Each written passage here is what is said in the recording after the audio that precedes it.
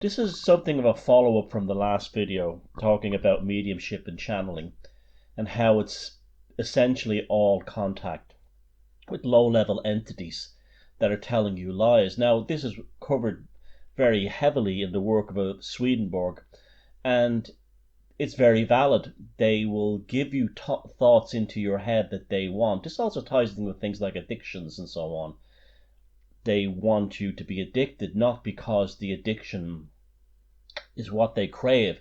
It's you coming down from the drug is what they feed off, the suffering of the cold turkey aspects. Now, someone asked me, well, then what hope is there? Are there any good beings or entities out there?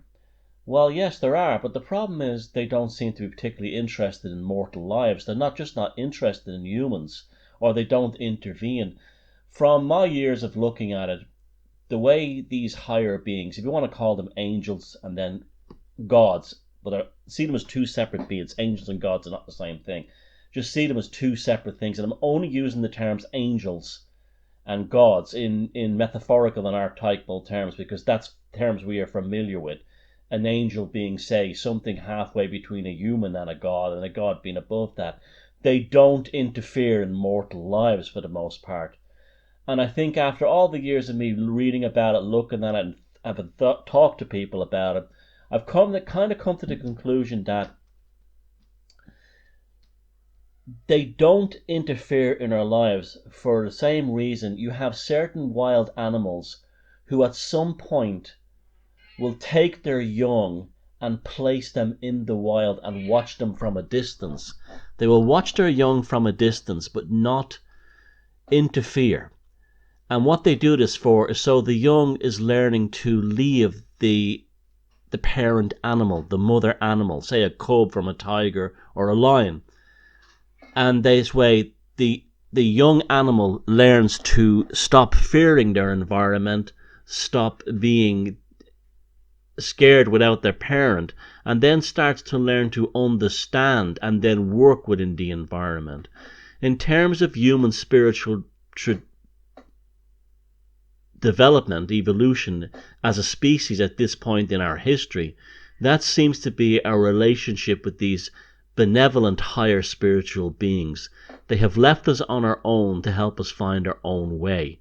And of course, like the cub in the wild or the young animal, they have to deal with predators and parasites and animals that will taunt and torment them. And that's what the low-level entities are. It's almost like we're at a stage of our spiritual development as a species where we're being left alone to figure this out for ourselves. Now, people have invoked angels and higher beings, but this is not something you just do by sitting down and calling forth. It's not like that at all. It takes tremendous concentration, dedication, and sacrifice. And when an angel appears in front of you, or what you think is an angel, it depends. This will be resolved in an archetypal form according to your culture. The angel only appears when you already know the answer to the question you were going to ask them, because you have developed this solution from within. You have basically become the angel of your own self. And so people who have invoked angels or gods or whatever you want to call them in order to get an answer to an issue or a problem or a solution, they already have it, and it's almost like the higher benevolent being appears as a validation of the spiritual growth of the individual attempting to invoke them. So I hope you understand that a bit better.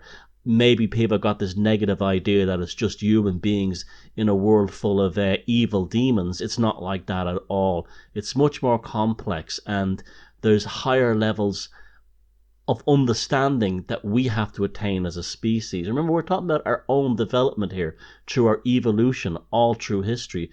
We're talking about the history of our nervous system connected to our consciousness from the earliest human beings that evolved right through to the present and beyond into the future. So I hope you understand that better.